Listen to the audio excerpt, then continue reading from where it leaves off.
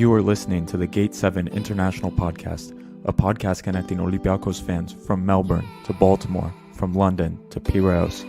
We are 4 Olympiakos fans from every corner of the world, bringing you news and interviews of the team you love in English. With new episodes twice a week, you'll never lose the latest updates and stories of the team you love.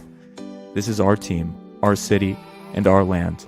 Man Oniro Thrylos. You're listening to the Gate 7 International Podcast.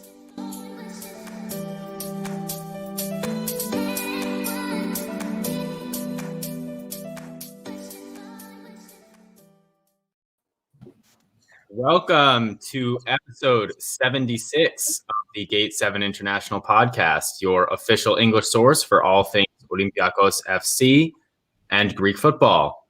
My name is Peter Thompson. I'm here with my co-hosts, Adi Bouloubasis and Kostas Fortounis. I am back after a bit of a hiatus. I'll maybe tell you about it later. If you have any questions for me in the chat about anything that has happened in football the last week or so, I've not had the opportunity to rant about it. So maybe we'll get to that at some point today. But until then, Adi's got some housekeeping for us. So Adi, I'll let you get into that. Absolutely. Peter, like we said, you're doing PhD things. That's dude, Adi, no, my computer. Okay, we're gonna do it now. Okay, story time, folks. Sunday evening, I've just finished editing the podcast and getting it ready for release, doing the chapters for YouTube, doing some coding. It's what I do a lot for my degree, late in the hours doing some code. My computer gives me the blue screen of death. Ready? Okay, so blue screen of death turns off. I'm like, oh boy. It's happened a couple times before. Usually it just turns back up on. So I'm like, okay, not too bad. I turn it back on and it says, please install an operating system. And that's all it says. It says you don't have an operating system installed. So my computer's dead. It's all gone. Everything's gone. For a whole week, I don't have a computer. I tried to go live. If you watch the video for the midweek episode live, you'll see me at the beginning on my phone. And then the connection is so bad because my phone can't handle it that I have to leave.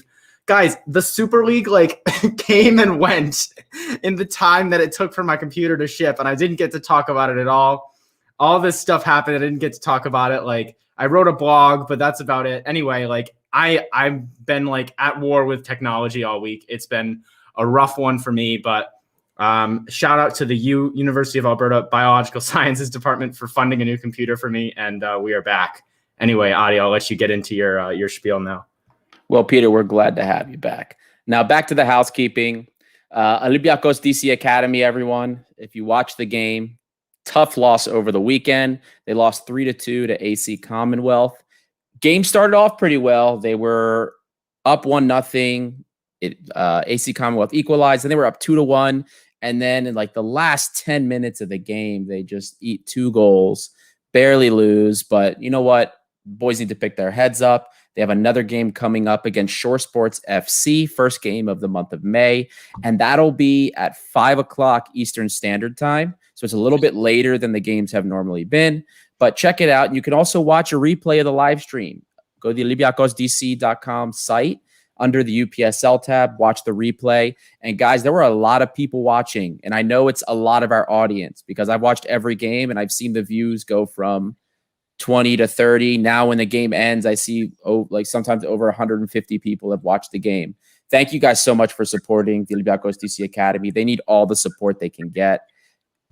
Everything for our future. And check it out because maybe you'll see a couple players that may head to Greece this summer.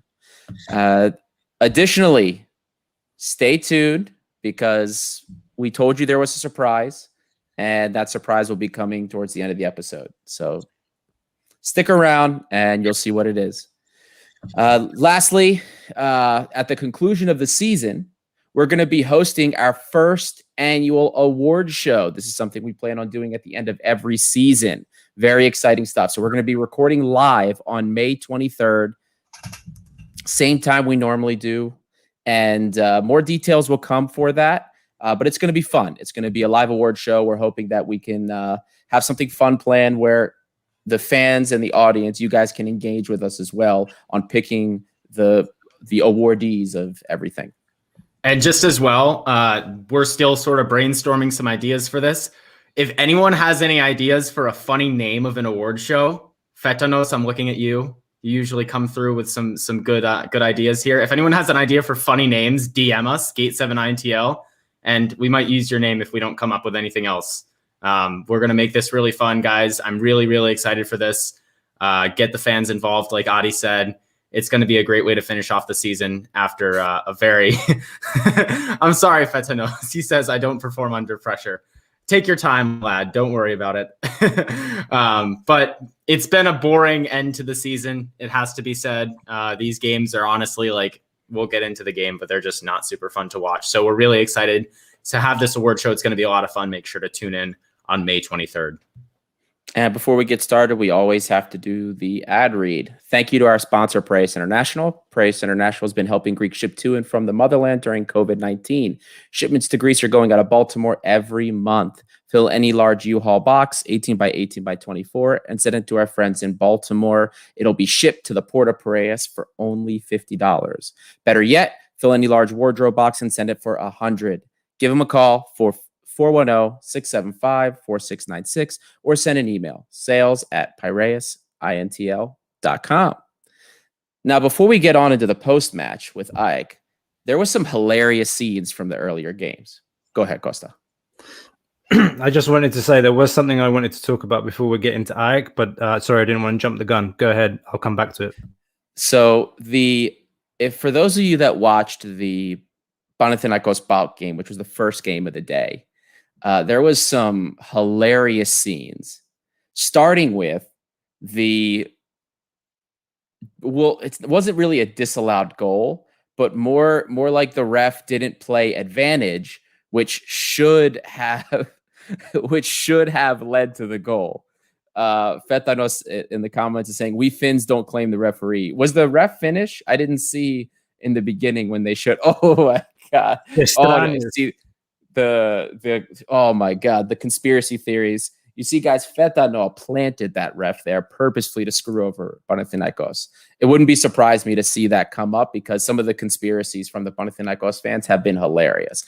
But again, going back to the play, there was I'm completely Lidatsis kicked. I forgot who it was, like in the leg, and the ref played the advantage. And the winger at the time, I don't think it was Mauricio. I forgot who it was, but he's playing the ball and he's running down. After he gets fouled, ref's playing advantage. Then he plays the ball to the striker, and the striker gets the ball, and the ref calls the play dead when he shoots the ball and scores. And it shouldn't have been. It should have been a goal. He should have let play go until something happened, and he basically discounts what should have been a clean goal. Then in the post-match, Boloni was off his rocker in the post-match interview. Oh my God, complaining about the foreign refs. He said that he wants Greek refs because they're better. Even made a joke that, we're bringing in all these different refs. Pretty soon we're going to be bringing refs in from Mongolia. Blamed the refs for the lost points he had in the previous weeks. Crazy. And then Garcia, flips, when he comes on, and basically blames the draw on the fact that there's fatigue and that he had to rest his important players, a.k.a. Zivkovic and Viarinha in the beginning. Viarinha did come on as an impact sub later on. And he said that, because he rested them and they have fatigue, they're looking to the cup. They weren't in a position to get the win despite having some decent chances. Hilarious stuff, guys. I was dying. Maybe PAOK should have been good enough to win the league already. Maybe then they wouldn't have to worry about fatigue. Also, Zagorakis, if you're listening to this, can you find a ref from Mongolia and bring? I know they exist. They're out there. Find a ref from Mongolia and bring them in for the next Panathinaikos game. Or Azerbaijan. He brought up Azerbaijan too. I need to see the look on Boloni's face. Just like a ref with a little Mongolia flag patch or something on his shirt, would be legendary. I don't know where he gets the idea that Greek refs are no offense to Greek refs. I don't actually know if Greek refs are better or worse, but I don't know where he gets the idea that they're supreme reigning over the refs of other countries. Also, we've been through this before, Boloni. The Greek refs don't exactly help facilitate fairly played matches in the past. So maybe we don't, especially in derbies. In derbies, yeah. So maybe Boloni figure a few things out and then talk after that. But that's all I have to really say there. Hilarious comments yet again.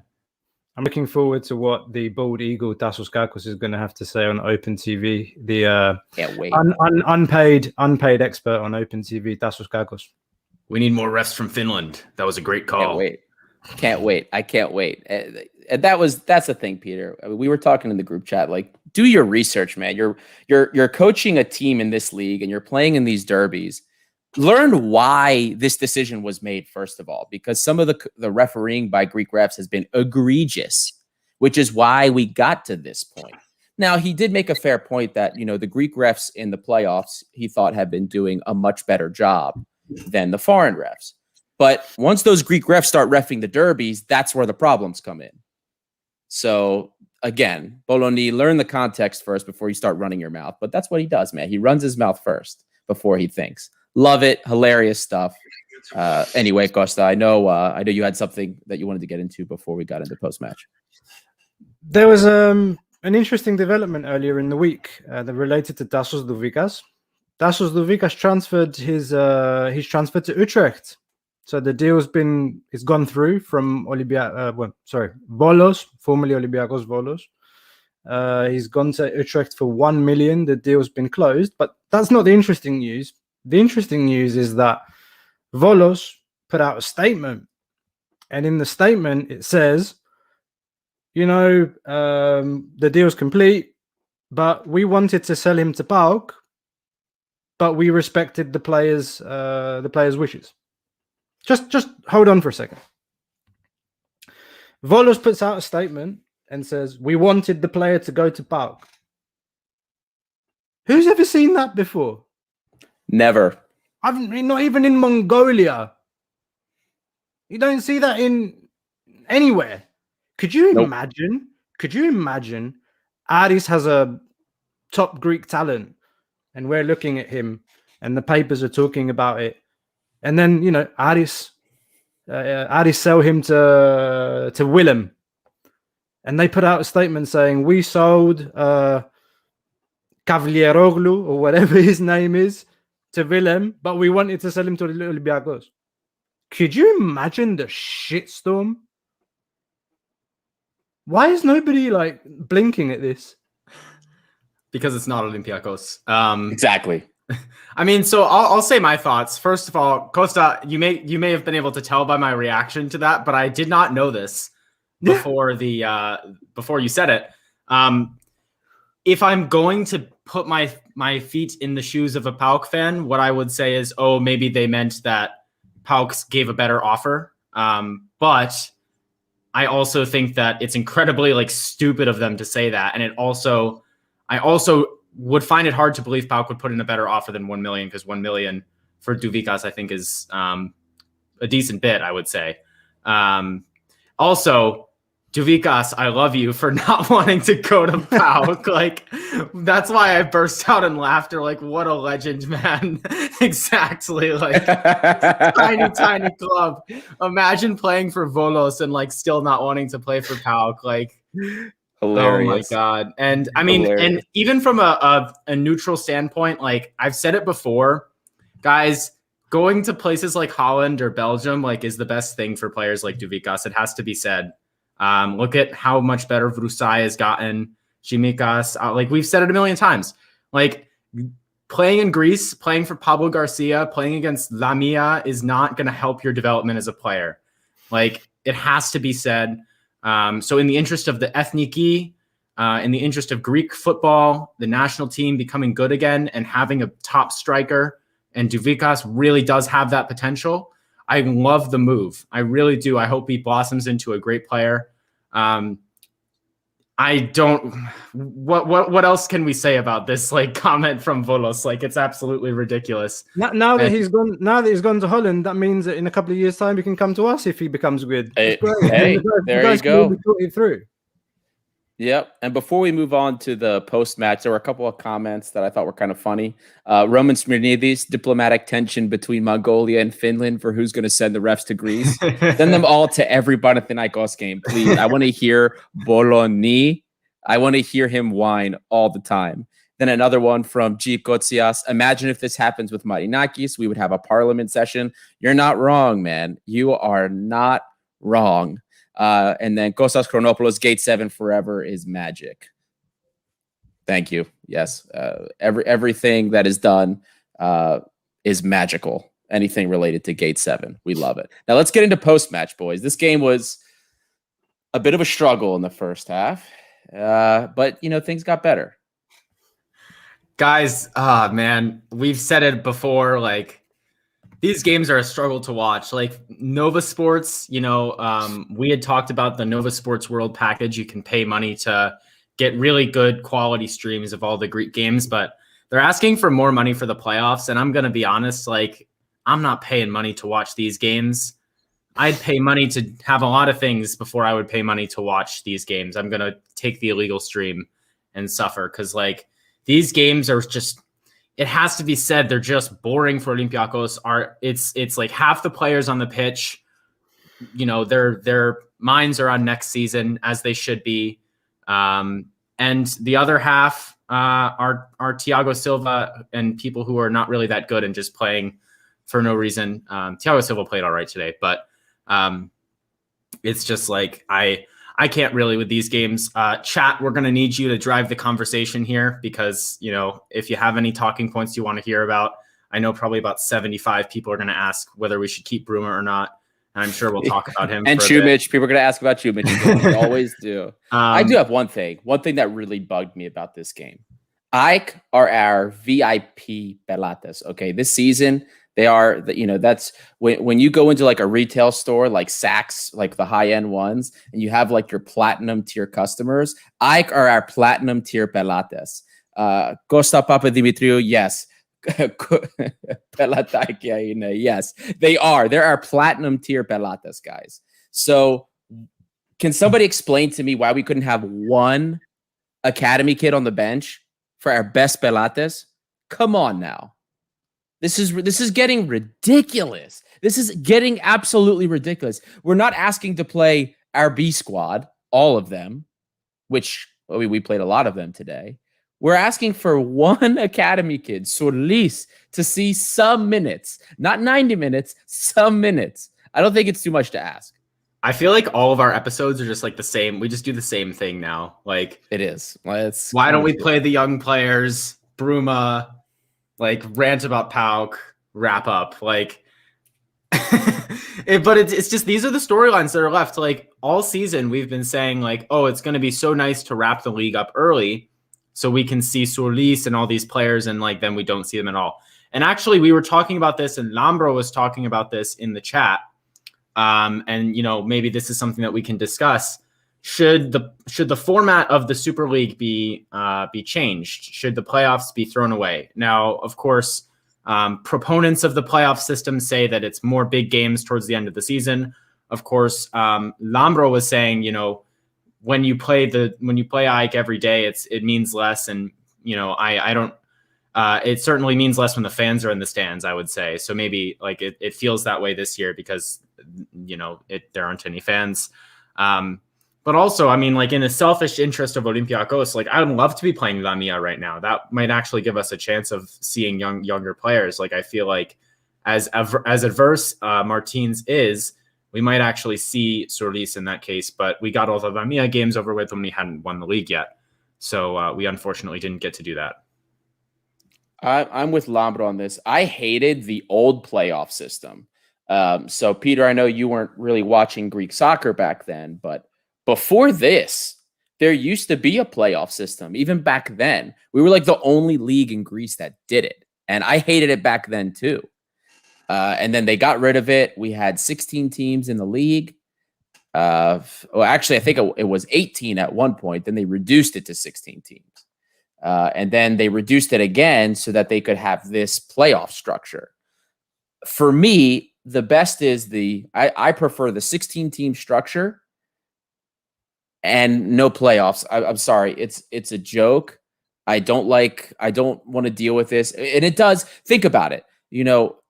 Even dealing with the cup, you realize we are going to play, assuming we do get past Yanina, right? We don't screw that up. We will play either AEK or PAOK 6 times this season. That is ridiculous. It's too much. I'm not. I can't. It's gonna wear for me. It's gonna wear the derbies down because as much as I love playing against PAOK and beating them like 6 times, it does ruin the magic. Eleftherios Machinis, hello brothers from Kos Island. Hey, one of my neighbors from Kalimno. Love it. What's up? Anyway, go on, Peter. Yeah, I was just gonna say, yeah, I mean, I think you're kind of spot on, Adi. And I think maybe Costa. I think it was maybe Costa who said this in the chat. Like maybe it is different if there are fans. I don't know, Costa, if you want to elaborate, but it's like, TV revenues as well, guys. I mean, look, it's a league of 14. They're not. I mean, our Olympiakos, we were averaging, I think, 22 or 24,000 attendance last year. That's pretty damn good. It wasn't like that some years ago. Under Pedro Martins, like the average attendance has been above 20,000 the last couple of years because the football has been good. Like doesn't matter who we play. Like the spectacle's been good, so the fans have been going. The season tickets have been selling out every year. So, and there's not a lot of money in Greek football, guys. So you need more matches. Like 14 games in one round, 28 overall. You're going to end the season in March. Like, I mean, I understand the point that you kind of lose a little bit the magic of playing the derbies once at home, once away, and then you get to see them in the cup again.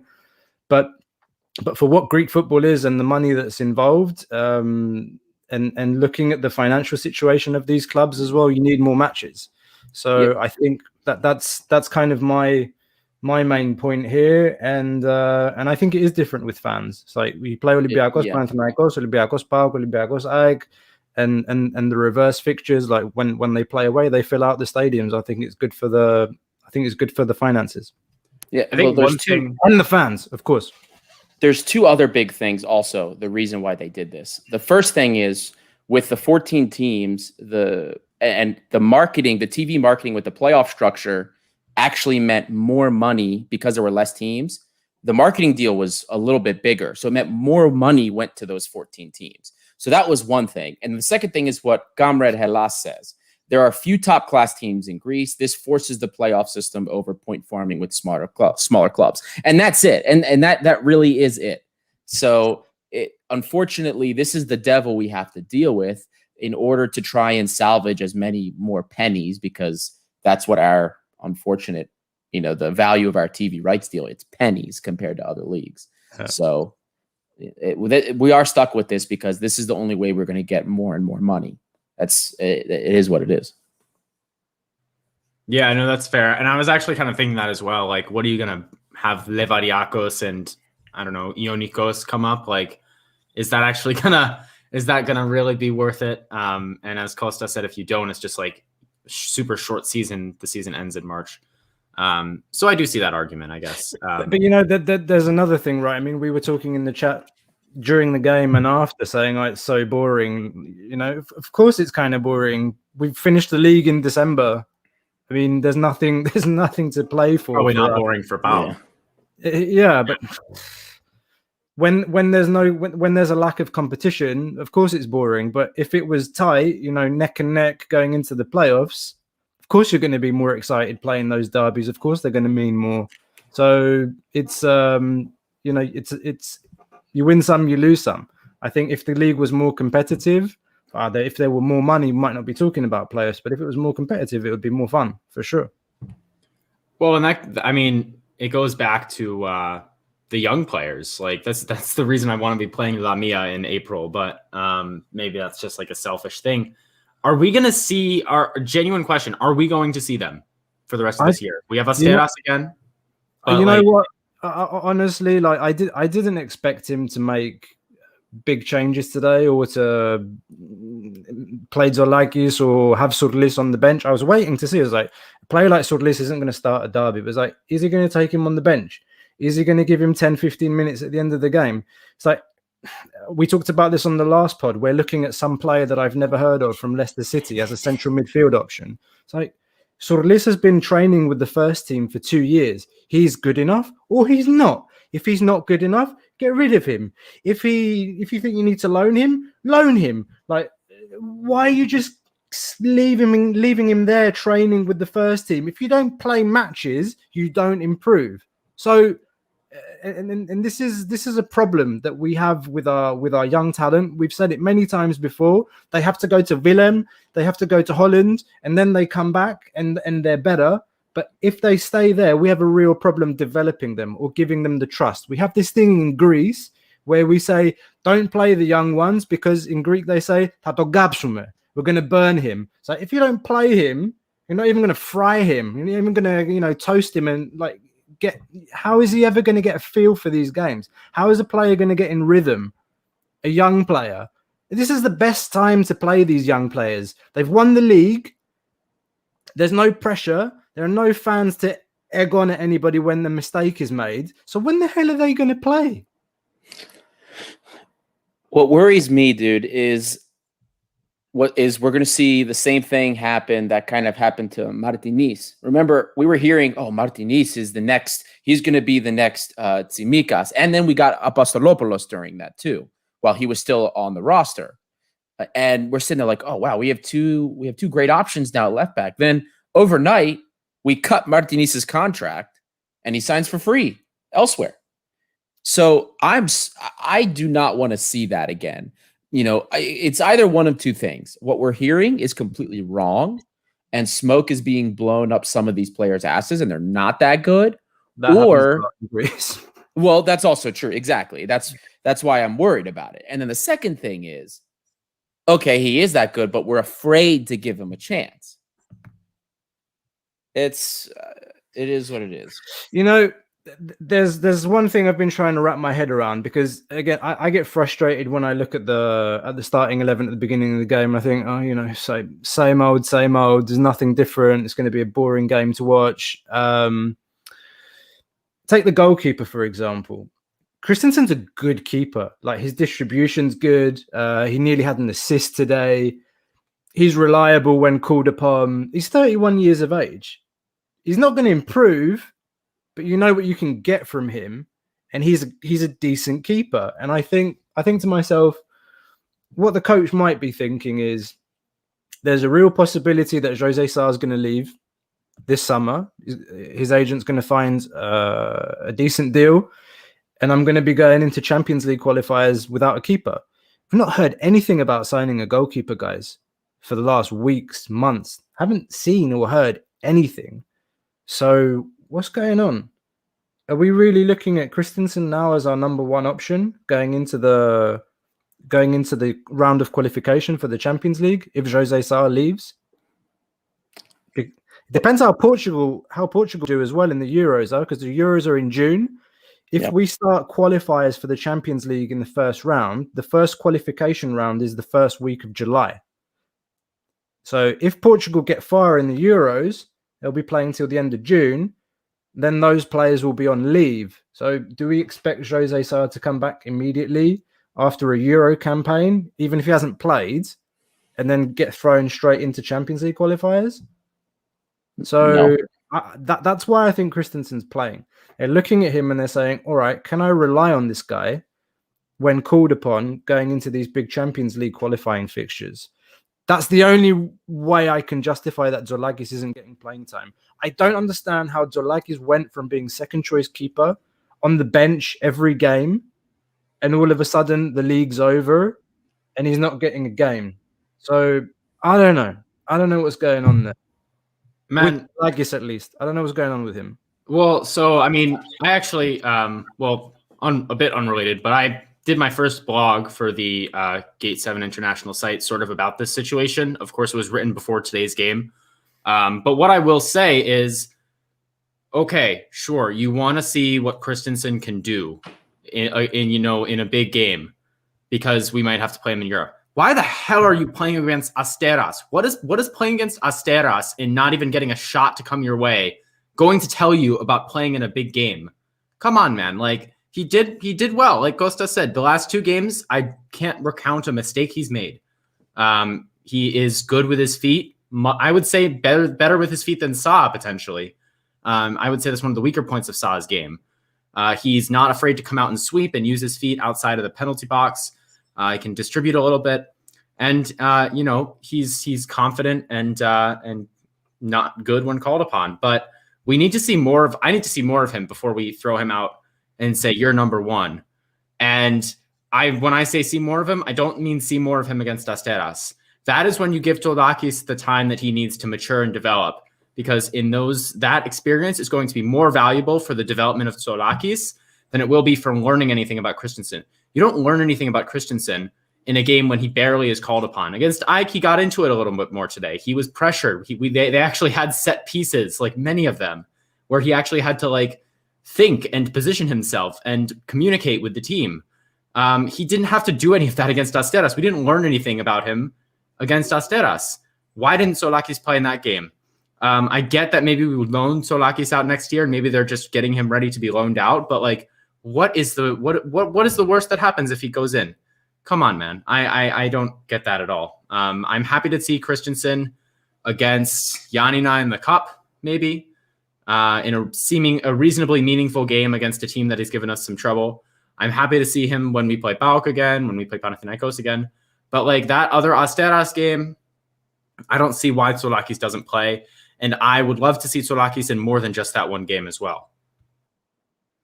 Yeah, I agree 100%. I said the same thing. There was no reason for Tsourlakis not to play against Asteras. I understand why Christensen would play in a derby game. I get that 100%. And I agree with it. I'm fine with him playing today. But there was no reason for Tsourlakis not to play against Asteras. But I have a feeling we're going to continue complaining about stuff like this until the season's up. Kind of working our way back. To talk about, mate. Well, that's true. But working our way back to the game. How did you guys feel about the 3-4-3 again today? We saw it worked wonders against AEK the first time around. And it struggled a bit today. There were opportunities, don't get me wrong, but there were some struggles. And when we saw certain personnel changes made, it really started to click. So what were your takes on that? I mean, to be honest, man, like I get that Martins is trying out this new system and getting the players ready to potentially use this system in July. But like I said at the beginning, some of the guys just like don't really have their mind on these games. We might talk about Fortounis later. I kind of get the vibe that Fortounis, like, he's not really like invested in these games, and I don't blame him. Maybe it's just the way his body language is casting a false signal. But like you can see that in some of the players for me. Maybe like Bouchalakis as well. Like he's not, wasn't exactly up to like top shape today. And so especially that combined with the fact that he's playing this system with a lot of players who just aren't going to be playing in July. It's like, I'm not sure why you're doing this today. Costa, go ahead. If you're playing a 3-4-3, you need your two center mids to be just absolute machines, dynamos in the mid. It's like Bouchalakis today was off the pace for me, really didn't get into the game at all. It was like he wasn't on the pitch. I know we've been quite critical of Thiago Silva on this podcast. I thought he had a decent, if not outright good game today. Like he was on the ball a lot. He was spraying the ball left and right. Made a wonderful pass into, I think it was Androusos in the second half, like cut through the midfield and the defense. And then Androusos got caught in two minds whether he was going to shoot or square the ball. And then that was a missed opportunity. But Thiago had a good game. But really, we saw the difference in the second half when Jan and Villa came on, and the same like Madi came on. I think towards the end of the game, and you had those more dynamic presence in the middle of the park. And if you don't have that, then it's a system that's it's not as efficient. So we've said it before. You need the right pieces in that system to be able to play it. Of course, there are a lot of players on the team now that they're thinking about next season. They're thinking about their next contract. They're talking about Bouchalakis next week signing an extension with improved terms. Madi Camara's probably thinking about his big transfer. So I don't know. Do we want to talk about Kostas now? Or I don't know. It's kind of ironic because obviously, those who are listening won't know this, but like we had a big debate in our little hosts chat with Lambro, and he was a bit critical of Fortounis. His recent performances have been below average, it has to be said. But we had quite a discussion in the chat. Folks in the comments, feel free to weigh in on what you've thought of Fortounis, not just today, but this season overall. I think we can all agree today he wasn't really with it very much. Of course, we don't have the analytics to back that up yet, but he was subbed off at halftime, and I don't really think that was a mistake, to be honest with you. But I think a lot of people are giving up on him, and maybe it's just listening to Nambro too much. But I feel that people are giving up on him, especially with Belhanda being rumored for next year. A few things I will say is, like, first of all, we've said it a lot, but you got to give the guy some time to actually get ready. Like, this year has been really weird for a lot of players with playing last season's games up until August. This year is different. There's a little bit of time off in June. I think we need to give him that time and see what he can do next year. Additionally, I should say as well, I don't think Kostas Fortounis is a player for Pedro Martins to use. I don't think, like, if Martins was picking a team of players, I don't think he would pick a type of player like Fortounis personally. But that's just my opinion. We haven't seen his favorite 4-2-3-1 in a while. But I don't know. Costa, you sound like you have something to say. How many players in our team had an ACL injury last year? Thank you. How many players in our team had an ACL injury last year? Name them. Soudani, Fortounis. Kutris. Oh, no, that's right. Kutris. Soudani, Lazaros. Oh, yeah, Lazaros. Fortounis. Who else? I think those four, for sure, I can remember. It's just those four. Lazaros, I guess technically he was earlier, right? Because he was part of the... It was during the AEK game. It was... I can't even remember. But my point is, 4 players last season had an ACL injury. Where's Kutris? Playing second division German football. Apparently doing really well, but it took him like 6-7 months to get any games. Right. He didn't play his first game until December, by the way. He was on the bench for a long time. Thank you. Yeah. Where's Lazaros? Lazaros playing for Atromitos. At a different pace, at a different level. He's still got the quality, but the pace isn't there anymore. And he's 30-something. 33, 34. Yep. Soudani, he's gone too. And Fortounis, actually, he's been in and out of the team all year. He has featured this season, and his numbers are good. He's got 11 assists in the league. He's a leader in the team in assists. And we're saying he's had a crap season. By his standards, probably had a mediocre season, because we all still remember that season he had. His first season with Martins. That's the benchmark. The benchmark when he was running through people with the national team and, scoring Maradona, Messi-like goals. And then the injury came. But guys, I don't think he deserved to be taken off at the end of the first half. Put Fortounis in the team with MV in the second half. It's a different team. And El Arabi. Exactly. Different team. You saw what happened as soon as those changes were made. Look at how many different opportunities Bruma got. Now you can make the argument that Bruma was doing more off the ball. That I can accept that. But look at how the ball was being played with El Arabi and Jan Vila, right? Because Bouchalakis and Thiago Silva. Look, Thiago Silva, even against PAOK, had 94% pass accuracy and completed almost 100 passes. All right, but what came of those? Nothing.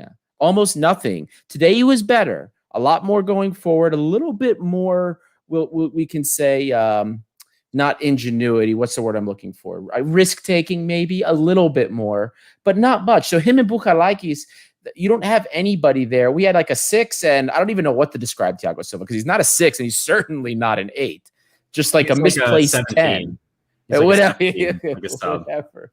Like, I don't even know how to describe him. So when you have 2 players like that, who on a bad day or on a good day, they don't get the ball forward as well as Mahdi or Jan Vila does, or stretch the field like they do.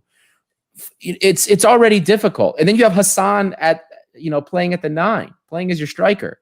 We already know what you get from him there. Unless he scores a goal, you get absolutely nothing. Absolutely nothing. So, look, I'm not going to excuse Fortounis' mentality today because it was unacceptable. The body language was awful, and you want to see better. But he wasn't the only one that played poor today. We've clinched the title. It's hard for them to get motivated for these games. Now, again, I'm not defending him. I don't excuse his performance. I am just pointing out what we're seeing from him is not different than what we're seeing from a lot of players. And we can't ignore the production we've gotten from Fortounis when he's played less minutes than all of our starters, quotation marks. Mm-hmm. And he has the most production. Kostas brought it up, 11 assists in the league alone. Goals. Well, in terms of end production, he's only behind El Arabi in the league. I'm just going to leave it there. Well, and I mean, Adi, the last point that you said, like, I kind of said it as well. Like, these guys, they're not focused. They're not motivated. It's not just him. And it's like, it's not just Olympiakos players. Like many players around the world, if they had won the league and playing in front of no fans in a game that literally means nothing, you just want to get out of there without getting hurt and focus on the European campaign that starts in like 2 months, guys. I mean, this is ridiculous. But like, honestly, I'm not opposed to like resting Fortounis, to be honest with you. Except for maybe the cup, like we could need him, but I want him in full fitness for next year. I have I have belief he's going to prove people wrong next season. And even if he doesn't, like, he's still, even in the state that he's been in this year, he's still fantastic and good enough to provide a spark against pretty much any team. And he's got the talent and quality to match up against these European sides. I have some statistics. Oh, go ahead, Kostas, before, because I have statistics also for this. There was just one thing I would raise, which is how much money he's earning. So can we really afford a player that's getting a cumulative contract? I think next year he's going to be on 1.7 million and he's going to be sitting on the bench. Or is he? Let's see. I don't know. But that's a real question, isn't it? It's like, why do we have such a valuable player that's playing like almost a bit part in the team? Because to me right now, he's a squad utility player.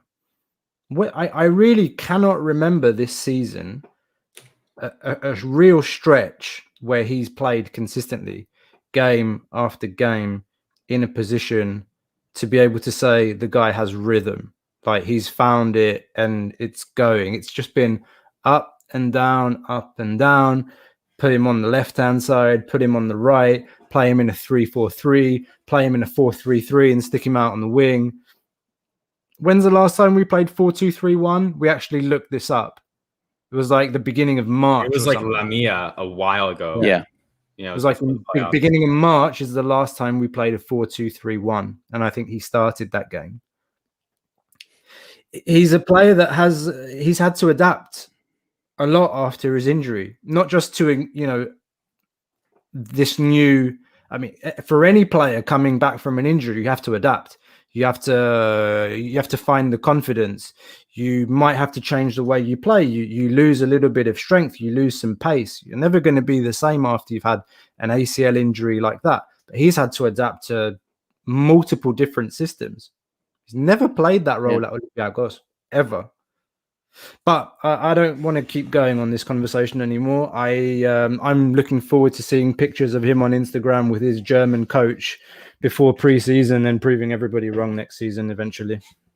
Likewise. And before I give you guys some stats, there's a couple of comments. First of all, from Lambro in the comments here. Fortounis has to be better. Not good enough lately. Chris Oxford, I know it's his style, but it's difficult for a club like Olympiakos to trust someone each game with such little work ethic. Brilliant on the ball, but always like a Mesut Ozil level of effort. Roman Smirnidis, the fact that we won a 2-0 a derby, could have easily been 4 or 5, and we're criticizing players, means that we have outgrown this league by much. Think about it. That's not lost on us, Roman, I promise you. But we have this discussion constantly. We're in a completely different stratosphere than what the rest of the quality of the league has to offer. But that's why we compare what we have in Olympiakos. We're comparing with what's here. Can I address the laziness point? Because we've talked about this before as well. Is the way he is, guys. The guy's a village boy from Kalabaka. Like, what do you want from him? Like, they gave him the captain's armband. For me, that was a mistake. You don't put a pressure on a kid like that to wear the armband at Olympiakos. A kid that doesn't have that character to be vocal, like to encourage his teammates during a game. He's never done that. Why did they put the pressure on him to do that? He can lead by example by what he does on the pitch, but he can't be a leader in the sense that we want to see that person that's pointing, to tell his player to mark, to come back, to encourage people. He's never going to do that. And we all look at him and we say, oh, look, he looks deflated, he looks dejected, he looks bored, his body language is poor. He's a village boy from Kalabaka who knows how to play football.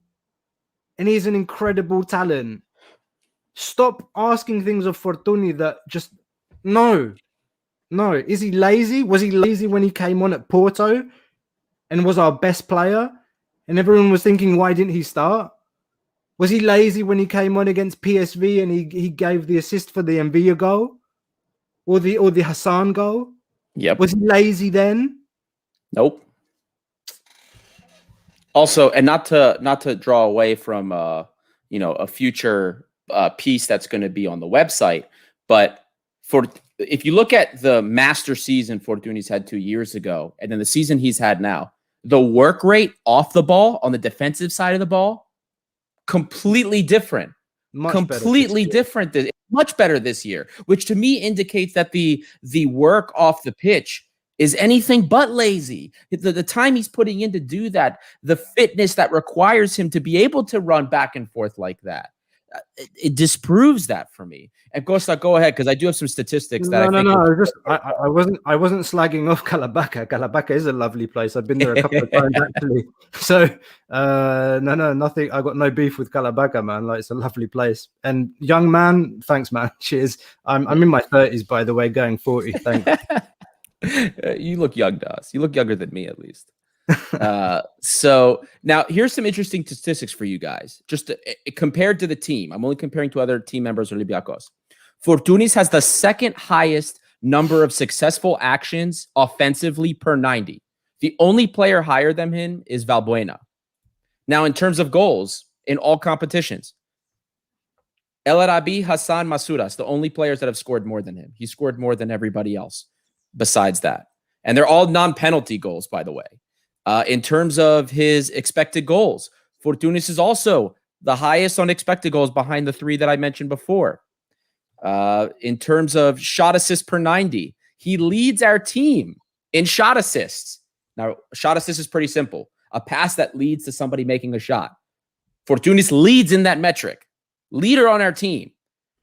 I can give you plenty more offensive stats. You guys already know that in all competitions, he has the most assists for our team, period.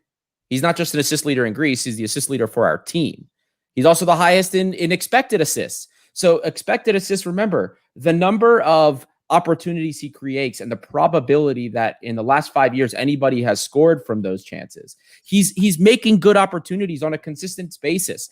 Here, I'll even go into the key passing metrics. So I already brought up shot assists in general, passes that lead directly to a shot. He's the highest up there. Second assists, leads the team in second assists. So this is something that if you guys like hockey, I know you might like this very much, but hockey likes to track passes that lead to that next pass. Maybe the person that created the opportunity for that to get set up. Fortounis leads us in that too. Isn't that interesting? Smart passes. We talk about smart passes. That's a metric. It's like a lot of it's through balls, but something that leads not just to a shot, but a dangerous opportunity. It can be a through ball. Doesn't always have to be, but a smart, like a really good pass. In terms of the volume of them, he's one of the leaders behind. Now, on a per 90-minute basis, he's actually behind Bruma and Vrusai, but they've played technically less minutes overall. So you can make the argument that it makes them look a little bit better because that average per 90 stat takes everything and kind of simulates 90-minute basis. So it can make somebody look better than they actually are. But in terms of the total volume, Who leads us in volume with smart passes? It's pretty easy guess. It's Fortounis. Now let's look at through passes. Passes to cut your the defensive line. Fortounis leads behind 3 players. Mari Camara, Bouchalakis. Weirdly enough, on a per 90-minute basis, he's behind Thiago Silva, but I guess we'll just ignore that. And Valbuena. Fortounis is top tier for us in like everything. And he is the top producer with a lot of things. So I don't understand how anybody can say that he hasn't been good for us. Oh, and key passes. Let me guess. He's going to be the leader for key passes this season. Behind Valbuena. That's it.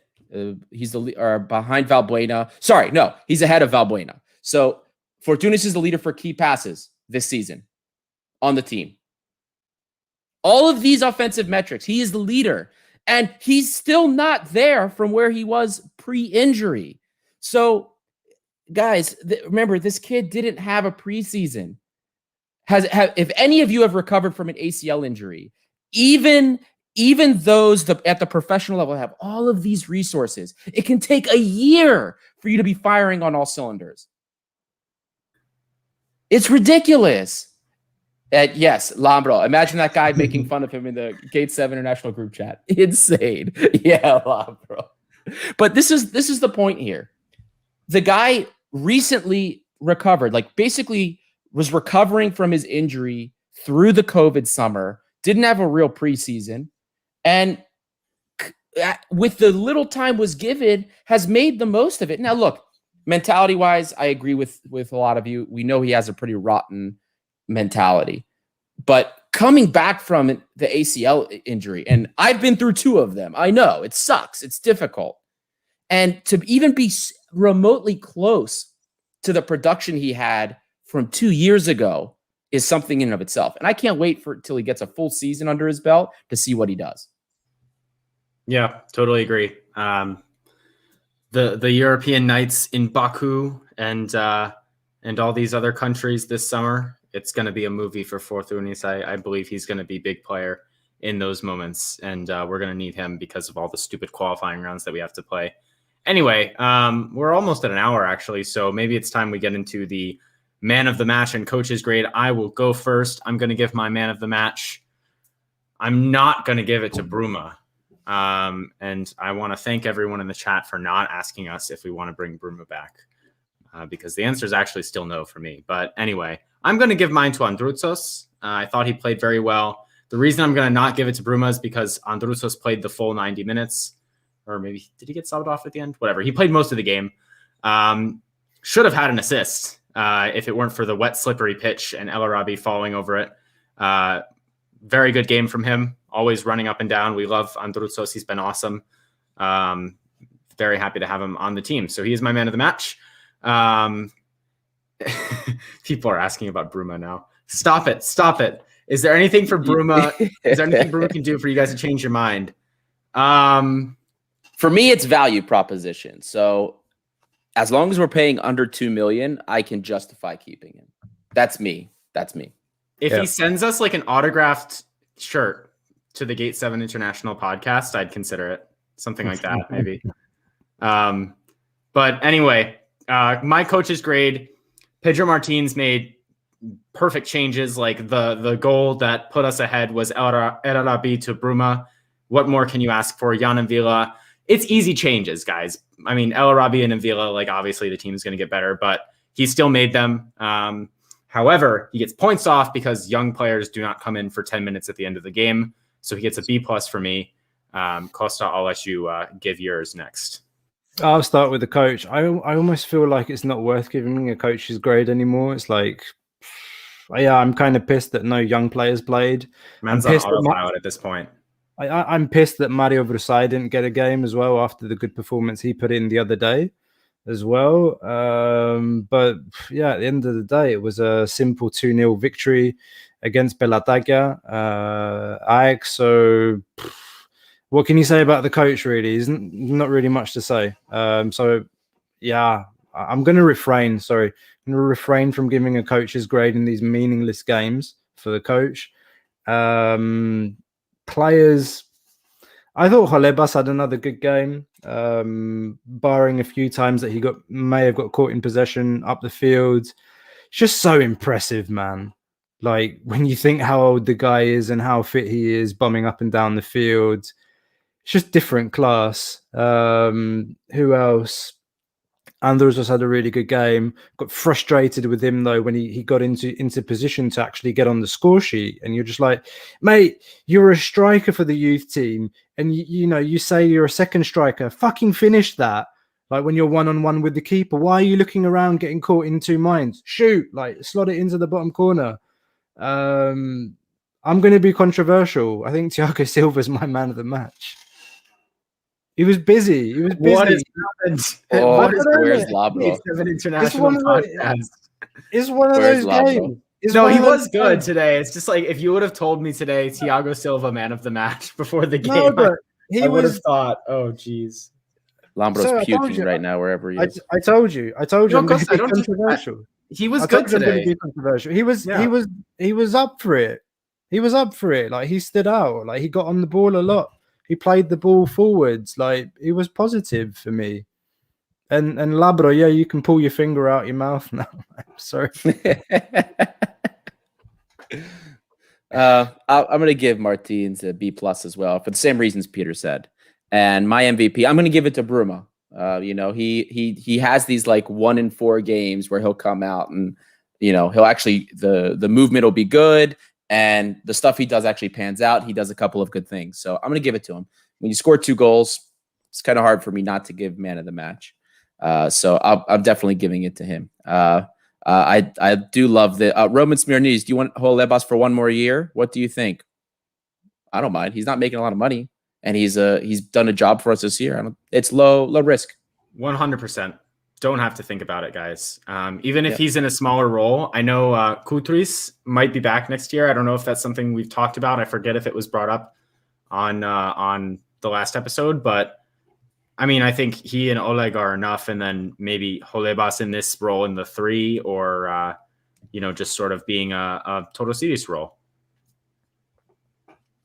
Good point here by Kostas Papadimitriou. So the club's doing something for winning the league. So obviously fans can't go to the stadium. So if you go to the olympiacos.org website, you can buy e-tickets to have, let's say, the digital experience of lifting the trophy. I think it's going to be a bit like what they do in the NBA, where they can put like a digital photo of your face where you would be sitting. They're going to sell 33,500 tickets. What is the capacity of Karaiskaki for the game? All the proceeds will go to Olympiakos, the amateur division, to help support all the amateur sports that are represented by Olympiakos.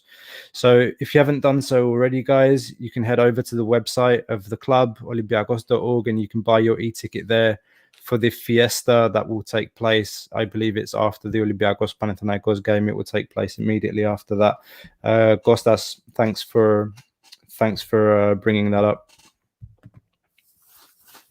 Now, before we get into the surprise, we actually had a bit of a hot button topic we wanted to discuss today, and that was on the winger situation here at Olympiakos. Because under Pedro Martin, since he's been here, we've had this dilemma, or it's not a dilemma, it's just an issue where we seem to be incapable of properly assessing foreign talent, almost specifically, at the winger position. So we were discussing this in our group chat. Besides Podence, who have been our most successful wingers under Martin since he's been here? And so we went through statistically, and obviously the ones that come to mind, Lazaros, when he was healthy, was definitely one of our, especially with the end product, most direct winger at the time when we had him. Masouras, we've already been through the stats with Masouras since he's been here. Even though he's played the most, he still does very well. Really, the only person we argued might be better than him statistically was Fortounis. Vrusai, of course, since he's been given the time to play and the chance and the opportunity, has flourished. And Bruma, despite what we say statistically, has done a job for us, better than what we've had in the past. So Bruma we can put up there positively. Now, some of the other wingers that have come through that haven't done quite so well. Nahuel, you guys remember him? The debut season for Martins? Ugh, disgusting. Lazar Radejevic had a nice start and really, really has let us down. There's Fefatsidis. Did well for Addis after he left us, but unfortunately Fefatsidis, whether he wasn't given enough of a chance maybe, but yeah, Fefatsidis didn't really do a job. A lot of people didn't realize this, but during the summer of Martins' season, we actually brought in Marinos to do what with? Does anyone remember him? No, and that's the thing. We brought him in. I didn't even remember. I was going through the transfers and saw him, and I was like, "Oh my god, I completely forgot about this guy." I think he's 19. I think he's 19. He's very young. He's on loan at Olympiakos this season. I don't know how he's doing though, but yeah, supposedly another big talent that we'll probably never see. Exactly. You didn't mention Podense earlier, but I know it was by. Well, I mentioned Podense as one of our more successful wingers. Yeah, because I put the successful ones, and now I'm going through the rest that weren't so successful as wingers. Gil Diaz, of course. What in God's name was that about? The Wonder Goal. Bruno. Apart from the Wonder Goal. Apart from the Wonder Goal, nothing. Bruno, we make fun of him all the time. His big thing for the podcast is that there's going to be a T-shirt about him. That's going to be the biggest thing he ever did. We love Bruno. We do love Bruno. Emery Moore. Anyone remember him? The hell was the number 10 shirt for our club? Ridiculous. Yeah. What was the point? Now Chumic, that one isn't really egregious because we knew that we were going to loan him out. He did well going back to his club, and we loaned him back for that season. And he's doing okay in Spain. I've already pointed out some things that he's done that I liked and the stuff I don't like. Now here's another one, Soudani. Now you guys are saying, well, Soudani did great for us, but not at the wing position.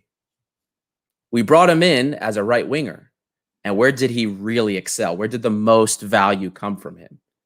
As a striker or a second striker. Now, his effort and his off-the-ball movement, it didn't matter where you played him, he was valuable. But he was most valuable as like a second striker, even a striker. That's where we got most of his goals from him. So that's what I mean when I put Soudani there, because we got the most value from him, not in the wing position. So why are we so bad when it comes to evaluating these foreign wingers? And why aren't we trusting the Greek wingers who have by far and away been the best probability of success for us? Because I can't figure it out.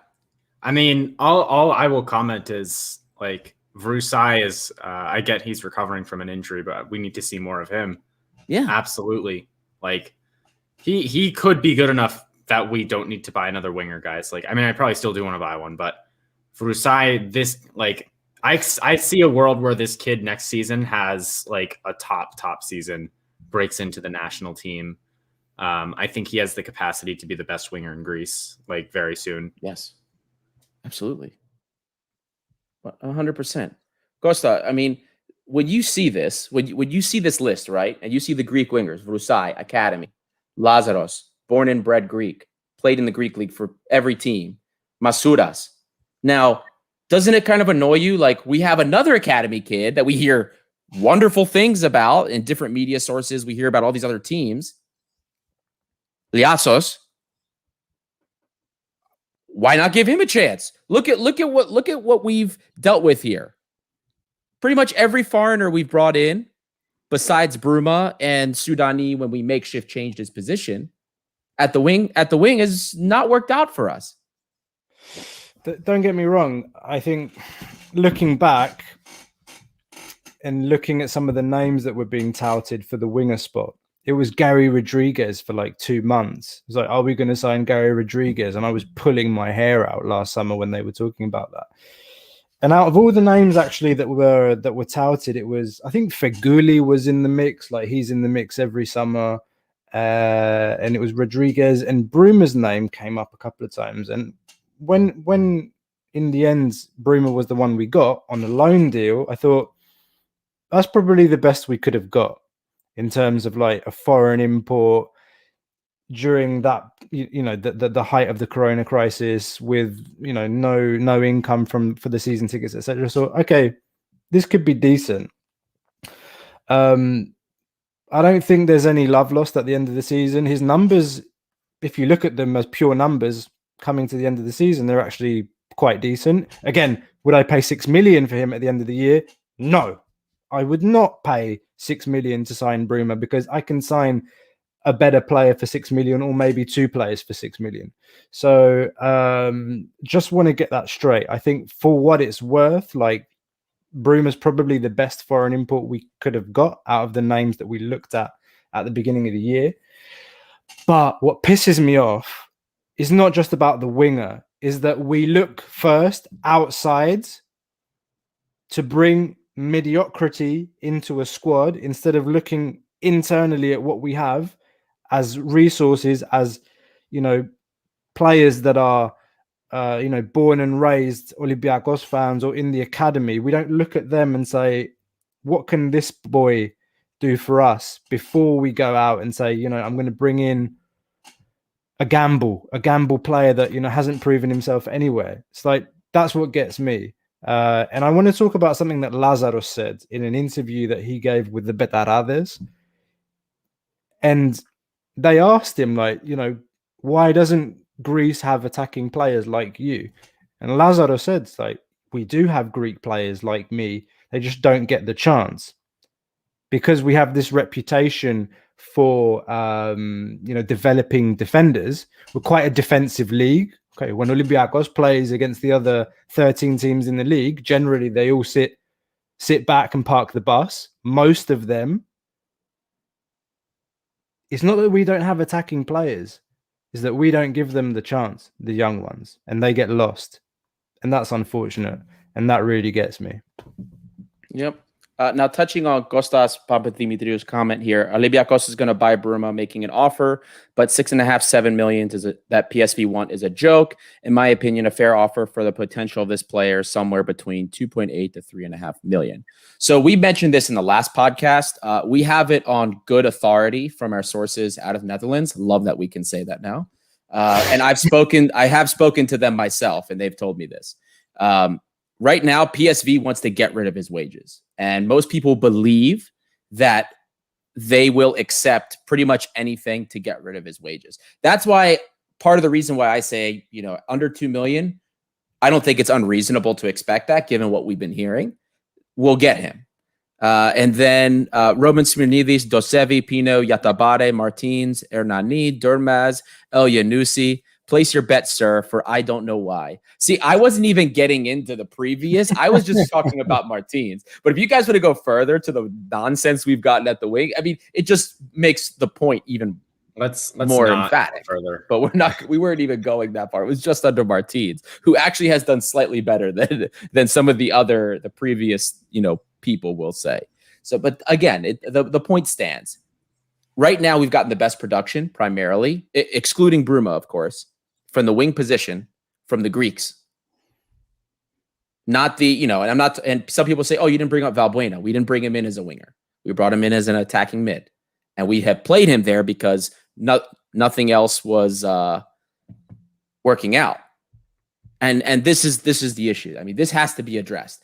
Give more trust to some of these Greek players, especially the phenomenons that we're hearing about. What's the worst case? They fail. We say, okay, goodbye. What the hell do you have to lose, especially now? Look what it took to give Rusai a chance. The guy basically had to have perfect play for each minute that he stepped on the field. It's ridiculous. It is absolutely ridiculous. Now, I understand. Look, Olympiakos has a lot of pressure. We want to win, and if you do this at the expense of winning, it's your ass as a coach. But there's no risk right now. There's none. You already won the league. Who cares? We're not saying to play them in the Kipelo if you're worried about tying up silverware again. And this is the point. This is the point that we're trying to make. Very well said, Adi. And as we begin to wrap up, everybody, I want to thank you all for listening, especially if you've made it this far. And for folks who are sticking on live, I want to thank you for sticking around. I want to reward you for your patience. Costa is going to announce the big surprise. We've teased it a couple times previously that we have something coming, and now is the time that we're ready to announce it. Costa, take it away. Okay. So, if you made it this far, we promised at the beginning that we would be revealing a surprise at the end of the podcast. So, as we've been teasing, we did manage to get another player interview. So, to some of you, he's Greek. To some of you, he's Uruguayan. To some of you, he's Mexican. Some of you will remember an amazing goal that he scored against Brazil.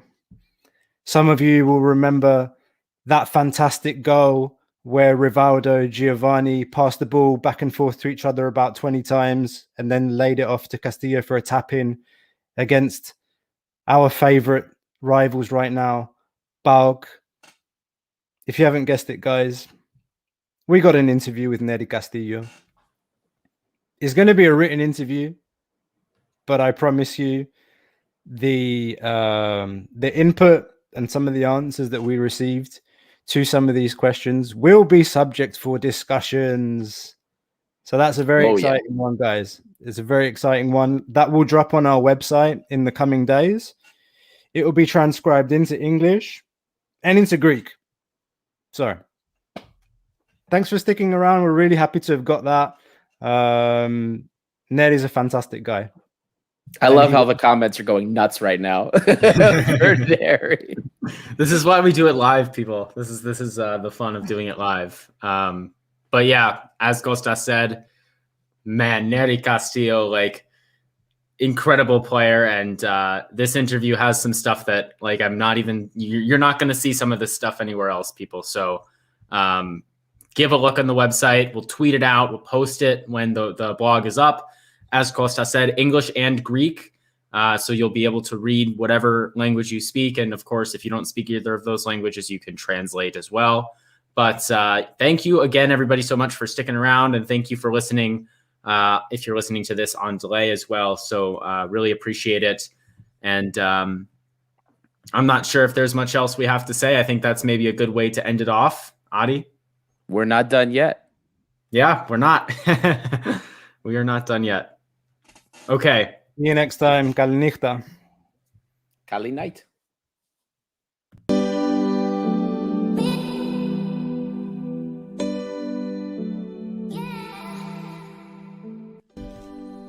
You just listened to an episode of the Gate 7 International Podcast, a podcast connecting Olympiakos fans from Brussels to Tokyo, from Toronto to Geneva. We are 4 Olympiakos fans from every corner of the world, bringing you news and interviews of the team you love in English. With new episodes twice a week, you will never miss out on the latest updates and stories of the team you love. If you liked what you heard, make sure to follow us on social media at Gate7INTL, give us a subscribe on YouTube, or even leave a review on all our podcast channels. Until next time, this is our team, our city, and our story. Thrylos είσαι. Στο μυαλό κάτι μαγικό.